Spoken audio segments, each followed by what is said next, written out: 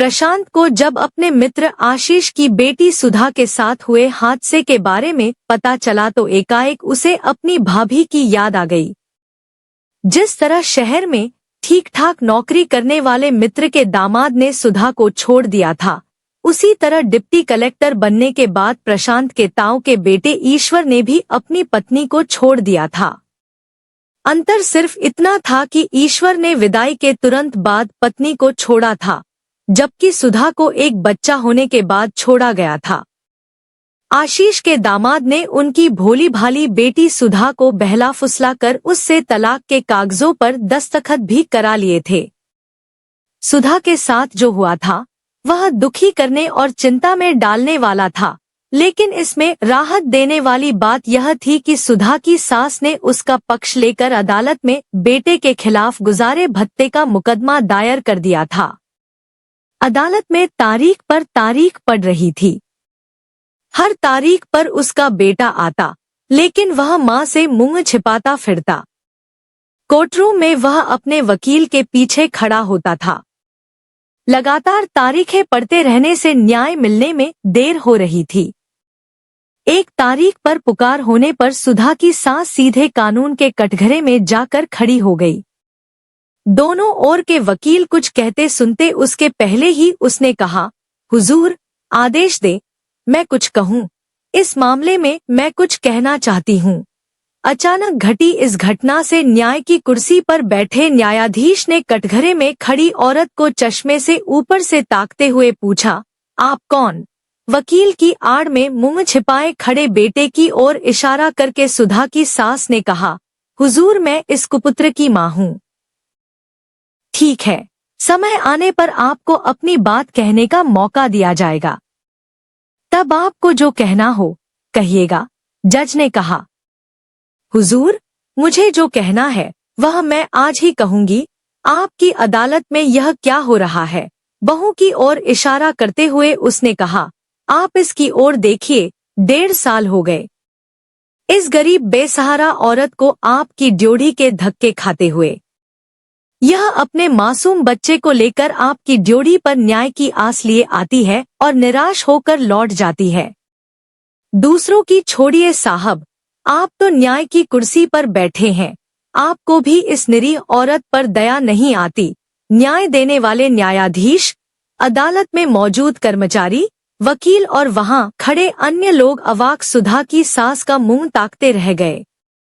लेकिन सुधा की सास को जो कहना था उसने कह दिया था। उसने आगे कहा, हुजूर, इस कुपुत्र ने मेरे खून का अपमान किया है। इसके इस कृत्य से मैं बहुत शर्मिंदा हूँ। हुजूर, अगर मैंने कुछ गलत कह दिया हो तो गमवार समझकर माफ कर दीजिएगा। मूर्ख औरत हूँ, पर इतना निवेदन जरूर करूंगी कि इस गरीब औरत पर दया कीजिए और जल्दी से इसे न्याय दे दीजिए, वरना कानून और न्याय से मेरा भरोसा उठ जाएगा। सुधा की सास को गौर से ताकते हुए जज साहब ने कहा, आप तो इस लड़के की मां हैं, फिर भी बेटे का पक्ष लेने के बजाय बहू का पक्ष ले रही हैं। आप क्या चाहती हैं? इसे गुजारे के लिए कितनी रकम देना उचित होगा? इस लड़की की उम्र मात्र 24 साल है। इसका बेटा ठीक से पढ़ लिख कर जब तक नौकरी करने लायक न हो जाए, तब तक के लिए इसके खर्चे की व्यवस्था करा दीजिए। जज साहब कोई निर्णय लेते। लड़के के वकील ने एक बार फिर तारीख लेने की कोशिश की, पर जज ने उसी दिन सुनवाई पूरी कर फैसले की तारीख दे दी। कोर्ट का फैसला आता उसके पहले ही आशीष सुधा की सास को समझा बुझा कर विदा कराने के लिए उसकी ससुराल जा पहुंचा। मदद के लिए वह अपने मित्र प्रशांत को भी साथ ले गया था कि शायद उसी के कहने से सुधा की सास मान जाए। उनके घर पहुंचने पर सुधा की सास ने उनका हालचाल पूछकर कहा, आप लोग किस लिए आए हैं? मुझे यह पूछने की जरूरत नहीं है, क्योंकि मुझे पता है कि आप लोग सुधा को ले जाने आए हैं। मुझे इस बात का अफसोस है कि मेरे समधी और समधिन को मेरे ऊपर भरोसा नहीं है। शायद इसीलिए बिटिया को ले जाने के लिए दोनों इतना परेशान हैं। ऐसी बात नहीं है समधिन जी, आपके उपकार के बोझ से मैं और ज्यादा नहीं दबना चाहता। आपने जो भलमनसाहत दिखाई है वह एक मिसाल है। इसके लिए मैं आपका एहसान कभी नहीं भूल पाऊंगा, आशीष ने कहा। सुधा की सास कुछ कहती उसके पहले ही प्रशांत ने कहा, दरअसल यह नहीं चाहते कि इनकी वजह से माँ बेटे में दुश्मनी हो। इनकी बेटी ने तलाक के कागजों पर दस्तखत कर दिए हैं। उस हिसाब से देखा जाए तो अब उसे यहाँ रहने का कोई हक नहीं है। सुधा इनकी इकलौती बेटी है, मैं सब समझती हूँ। मेरे पास जो जमीन है उसमें से आधी जमीन मैं सुधा के नाम कर दूंगी। जब तक मैं जिंदा हूँ अपने उस नालायक आवारा बेटे को इस घर में कदम नहीं रखने दूंगी। सुधा अगर आप लोगों के साथ जाना चाहती है तो मैं मना भी नहीं करूंगी। इसके बाद उसने सुधा की ओर मुंह करके कहा, बताओ सुधा, तुम क्या चाहती हो? चाचा जी, आप ही बताइए। माँ से भी ज्यादा प्यार करने वाली अपनी इन सास को छोड़कर मैं आप लोगों के साथ कैसे चल सकती हूँ? सुधा ने कहा। सुधा के इस जवाब से प्रशांत और आशीष असमंजस में पड़ गए। प्रशांत ने कुछ सोचते हुए कहा, माँ से भी ज्यादा प्यार करने वाली सास को छोड़कर अपने साथ चलने के लिए कैसे कह सकता हूँ? तो फिर आप मेरी मम्मी को समझा दीजिएगा, आंसू पोंछते हुए सुधा ने कहा। ऐसी बात है तो अब हम चलेंगे। जब कभी हमारी जरूरत पड़े आप हमें याद कर लीजिएगा, हम हाजिर हो जाएंगे। कहकर प्रशांत उठने लगे तो सुधा की सास ने कहा, हम आपको भूले ही कब थे जो याद करेंगे। कितने दिनों बाद तो आप मिले हैं, अब ऐसे ही कैसे चले जाएंगे? मैं तो कब से आपकी राह देख रही थी कि आप मिले तो सामने बैठा कर खिलाऊं, लेकिन मौका ही नहीं मिला। आज मौका मिला है तो उसे कैसे हाथ से जाने दूंगी? आप कह क्या रही हैं? मेरी समझ में नहीं आ रहा है, हैरानी से प्रशांत ने कहा। भाई, आप साहब बन गए। आंखों पर चश्मा लग गया, लेकिन चश्मे के पार चेहरा नहीं पढ़ पाए। जरा गौर से मेरी ओर देखो, कुछ पहचान में आ रहा है। प्रशांत के असमंजस को परख कर सुधा की सास ने हंसते हुए कहा, आप तो ज्ञानू बनना चाहते थे। मुझसे अपने बड़े होने तक राह देखने को भी कहा था, लेकिन ऐसा भुलाया कि कभी याद ही नहीं आई। अचानक प्रशांत की आंखों के सामने 35 से 36 साल पहले की रूपमती भाभी का चेहरा नाचने लगा। उसके मुंह से एकदम से निकला, भाभी आप? आखिर पहचान ही लिया अपनी भाभी को? डोट गहरे विस्मय से प्रशांत अपनी रूपमती भाभी को ताकता रहा। सुधा का रक्षाकवच बनने की उनकी हिम्मत अब प्रशांत की समझ में आ गई थी। उनका मन उस नारी का चरणरज लेने को हुआ। उनकी आंखें भर आईं। रूपमती यानी सुधा की सास ने कहा, देवर जी, तुम कितने दिनों बाद मिले। तुम्हारा नाम तो सुनती रही, पर वह तुम ही हो, यह विश्वास नहीं कर पाई। आज आंखों से देखा तो विश्वास हुआ। प्यासी आतुर नजरों से तुम्हारी राह देखती रही। तुम्हारे छोड़कर जाने के बरसों बाद यह घर मिला। जीवन में शायद पति का सुख नहीं लिखा था, इसलिए 2 बेटे पैदा होने के बाद 8वें साल वह हमें छोड़कर चले गए। बेटों को पाल पोस कर बड़ा किया, शादी ब्याह किया, इस घर को घर बनाया, लेकिन छोटा बेटा कुपुत्र निकला। शायद उसे पालते समय संस्कार देने में कमी रह गई। भगवान से यही विनती है कि मेरे ऊपर जो बीती वह किसी और पर न बीते। इसीलिए सुधा को लेकर परेशान हूँ। प्रशांत अपलक उम्र के ढलान पर पहुंच चुकी रूपमती को ताकता रहा। उसकी समझ में नहीं आ रहा था कि वह क्या कहे। रूपमती भाभी के अतीत की पूरी कहानी उसकी आंखों के सामने नाचने लगी। बचपन में प्रशांत की बड़ी लालसा थी कि उसकी भी एक भाभी होती तो कितना अच्छा होता, लेकिन उसका ऐसा दुर्भाग्य था कि उसका अपना कोई सगा बड़ा भाई नहीं था। गांव और परिवार में तमाम भाभियां थी, लेकिन वे सिर्फ कहने भर को थी।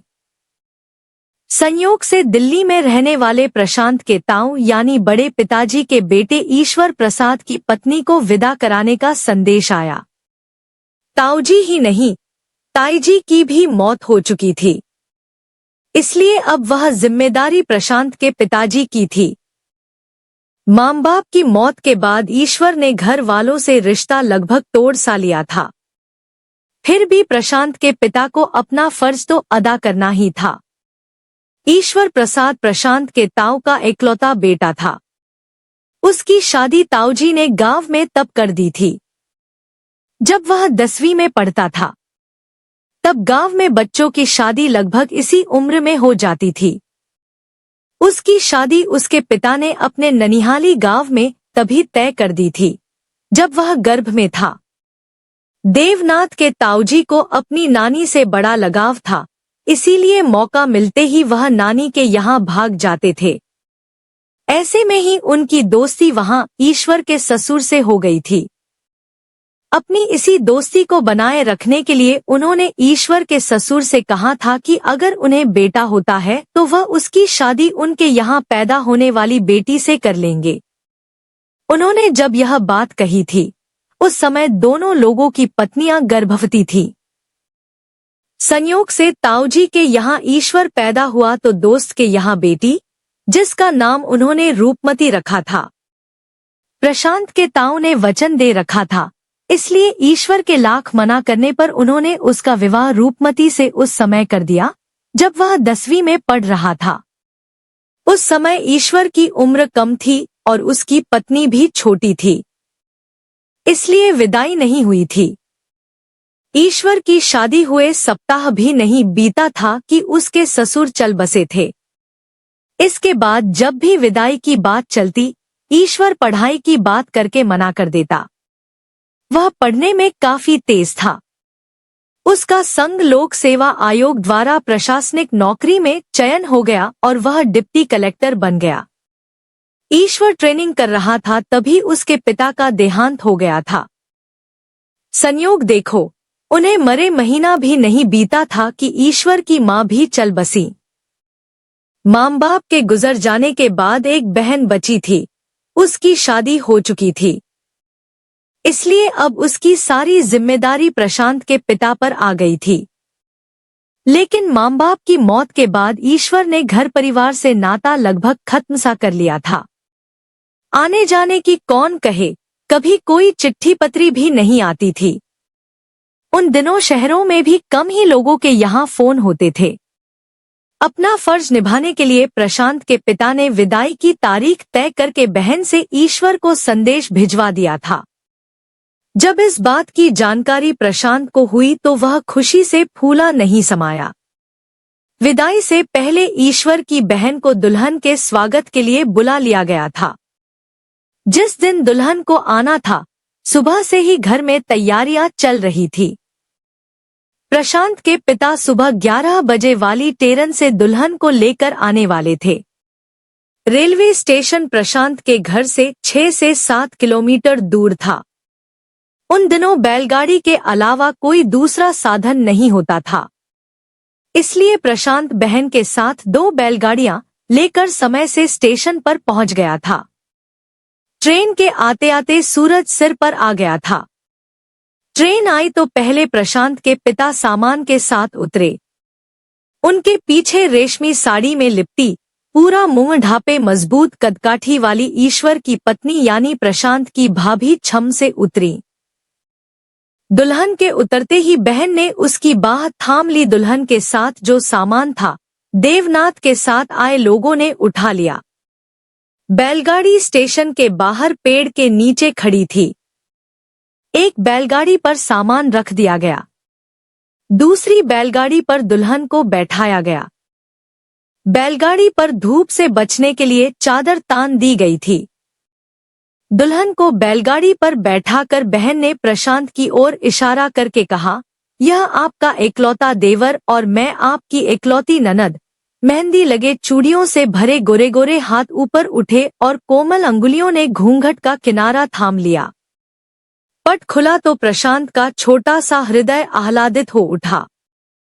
क्योंकि उसकी भाभी सौंदर्य का भंडार थी।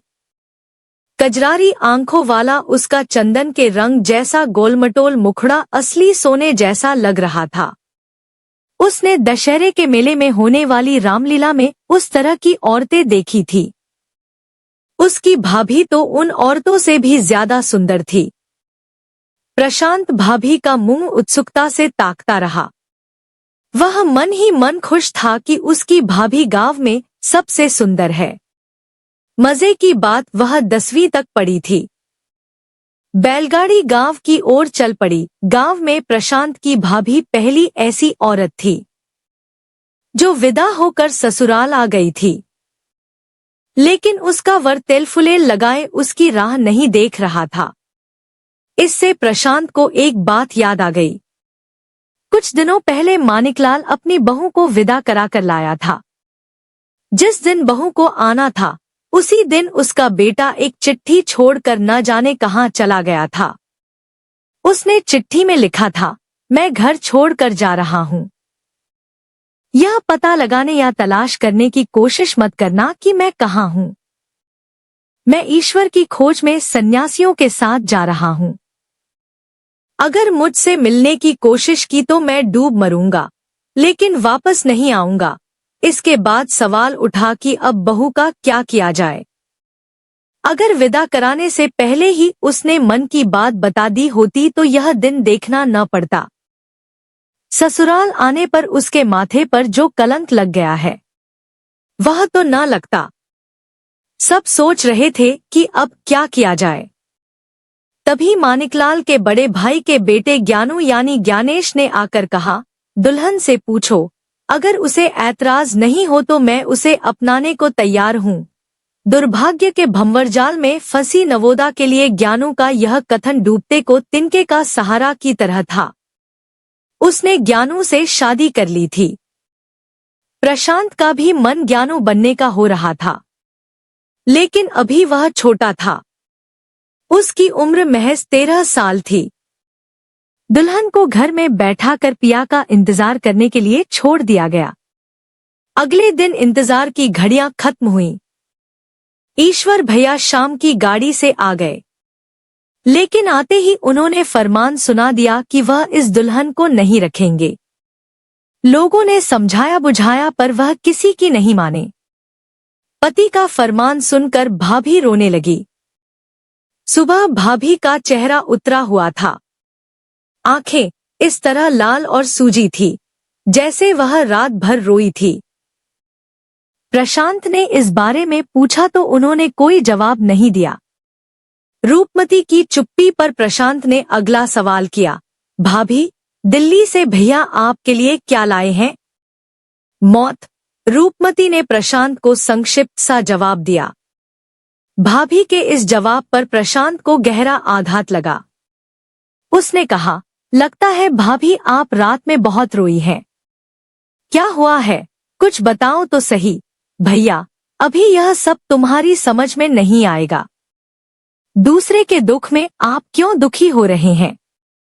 मेरे भाग्य में जो है वही होगा, कहकर भाभी फफक कर रो पड़ी। दिल का बोझ थोड़ा हल्का हुआ तो आंचल से मुंह पोंछकर बोली, आपके भैया बहुत बड़े अधिकारी हैं। मैं उनके काबिल नहीं हूँ। उन्हें खूब पढ़ी लिखी पत्नी चाहिए, इसीलिए वह मुझे साथ रखने को तैयार नहीं है। रूपमती के साथ जो हुआ था वह ठीक नहीं हुआ था, लेकिन प्रशांत कुछ नहीं कर सकता था। उसी दिन ईश्वर चला गया। जाने से पहले उसने प्रशांत के पिता से कहा, काका, मुझे यह औरत नहीं चाहिए। इस देहाती गंवार औरत को मैं अपने साथ हरगिज नहीं रख सकता। ईश्वर के जाने के बाद रूपमती ननद के गले लगकर रोते हुए कहने लगी, अगर इस आदमी को ऐसा ही करना था तो मुझे विदा ही क्यों कराया गया? विदा कराकर मेरी जिंदगी क्यों बर्बाद की गई? अब कौन मुझे कुंवारी मानेगा? मैं न इधर की रही न उधर की। अब सवाल था रूपमती को मायके पहुंचाने का। मामला तलाक का था, इसलिए घर का कोई बड़ा रूपमती को मायके ले जाने के लिए राजी नहीं था।